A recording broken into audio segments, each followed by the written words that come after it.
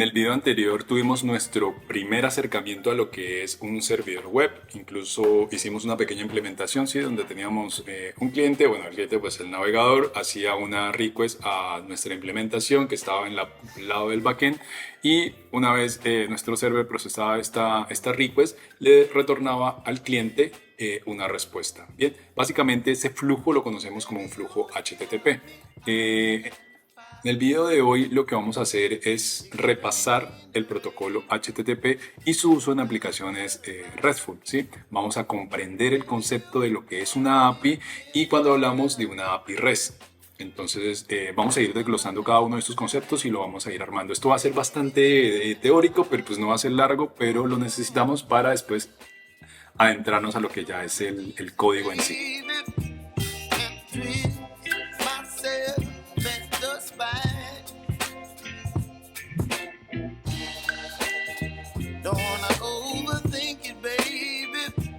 Existen diversos tipos de aplicaciones. Uno de los tipos más nombrados en la actualidad son las aplicaciones RESTful. ¿Pero de qué va todo esto? Bien, cuando hablamos de aplicaciones RESTful nos referimos a aplicaciones que operan en forma de servicios web, respondiendo consultas a otros sistemas a través de Internet. Dichas aplicaciones lo hacen respetando algunas reglas y convenciones que detallaremos a lo largo de este video. Analicemos rápidamente este gráfico. Tenemos un cliente y un servidor. El cliente hace una request al servidor y el servidor recibe esa información o esa petición, procesa la información y una vez ya tiene lista la data, retorna la información hacia el cliente. Bueno, este flujo se llama un flujo HTTP.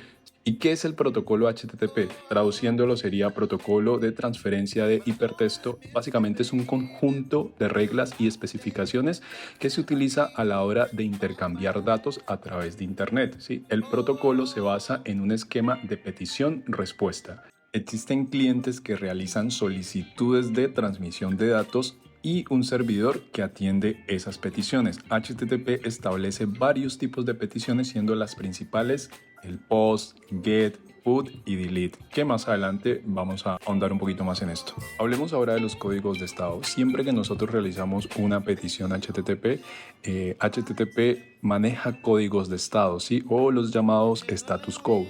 Básicamente están entre el 100 y el 500, pero entre estos se dividen, bueno, hay miles de códigos de estado, pero vamos a hablar por ejemplo, el rango de 100 es meramente informativo, que quiere decir que la petición fue recibida y continúa su procesamiento. Cuando el código de estado que nos devuelve o que nos retorna es un 200, o sea, en el rango del 200, quiere decir que la petición fue recibida con éxito, comprendida y procesada. Perfecto. Y si recibimos un código de estado en el rango del 300, básicamente nos hace falta más información y por ende la request no se puede procesar. Entonces hacemos una redirección a otra página para completar la información faltante. Cuando recibimos un código de estado en el rango del 400, básicamente es un error del cliente, ¿sí? La petición tiene algún error y no se puede procesar. Si el código de estado está ahora en el rango del 500, entonces el error es del lado del servidor. ¿Qué quiere decir esto? Que el servidor falló al intentar procesar una petición aparentemente válida. Si hacemos un recuento de los códigos de estado, prácticamente es como que no me los tengo que aprender todos. Con que sepa de qué va cada rango, ya está. O sea, si me salta un código de error, ya sé dónde ir a buscar. Entonces está bueno tener claro los rangos de los códigos de estado. Eso me da una pauta para ir a buscar el error. Construyamos ahora el concepto de lo que es una API REST. ¿Sí? Para eso definamos primero qué es una API. Una API es un conjunto de reglas y especificaciones que describen la manera en que un sistema puede comunicarse con otros.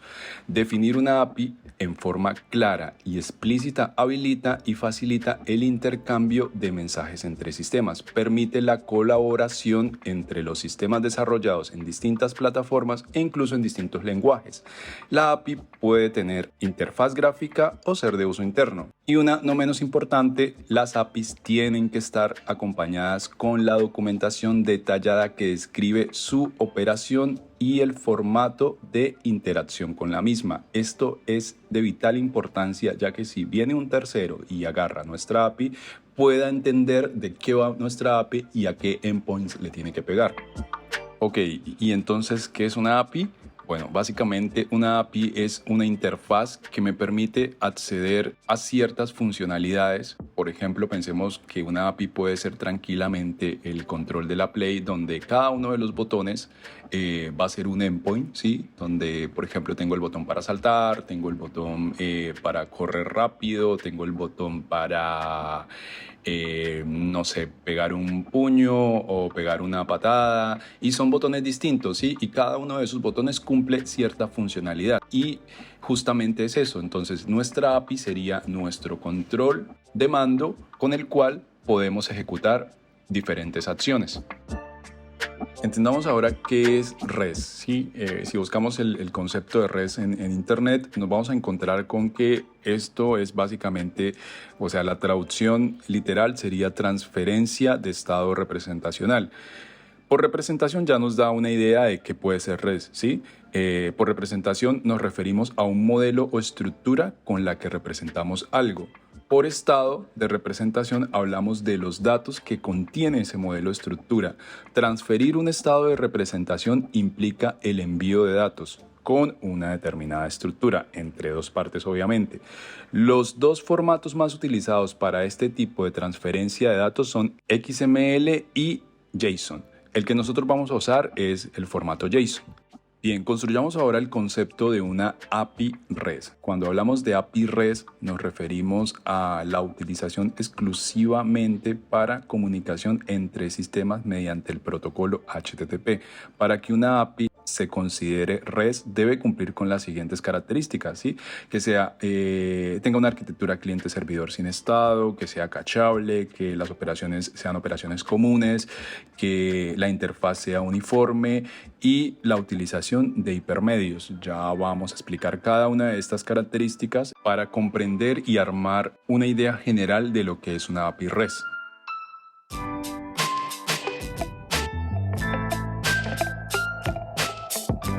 Entendamos ahora este concepto de arquitectura cliente-servidor sin estado. Aquí la palabra clave es sin estado, ¿sí?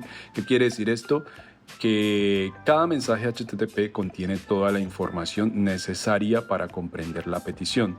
Como resultado, ni el cliente ni el servidor necesitan recordar ningún estado de las comunicaciones entre mensajes.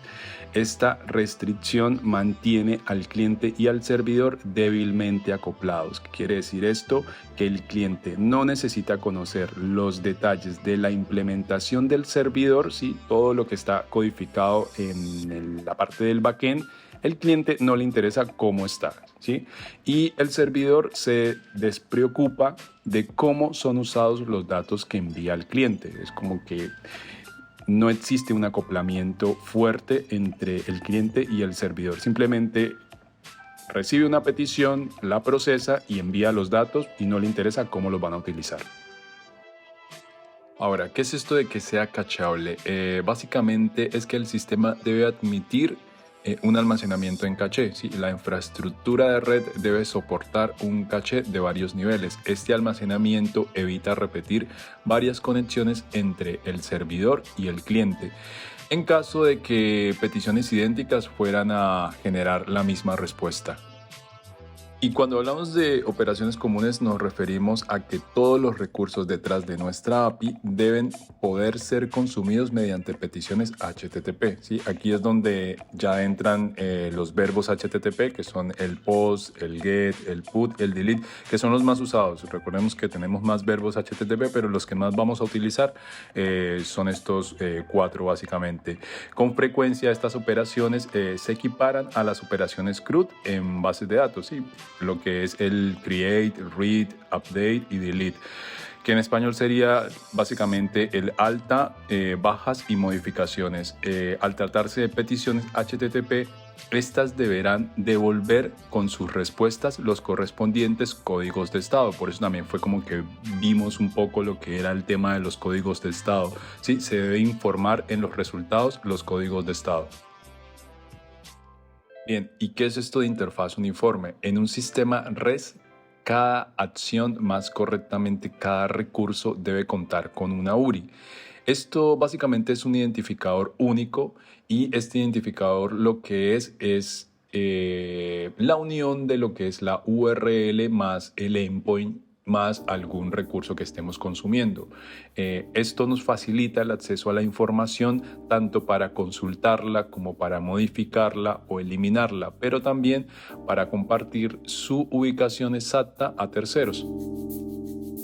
Finalmente, ¿qué es esto de utilización de hipermedios? Bueno, ya hipermedios me suena como a hipervínculos, bueno, va por ese lado. Cada vez que se hace una petición al servidor y este devuelve una respuesta, parte de la información de vuelta puede ser también hipervínculos de navegación asociados a otros recursos del cliente. Como resultado de esto es posible navegar de un recurso REST a muchos otros, simplemente siguiendo enlaces sin requerir el uso de registros u otra infraestructura adicional. Bien, vamos a dejar este tema hasta aquí y nada chicos, si tienen algún comentario ahí en la parte de abajo, si les gustó este video y le dan un like, de verdad que me ayudaría un montón. Así que nada, nos vemos la próxima. Muchísimas gracias. Chao gente. So you can go kick rocks, I'ma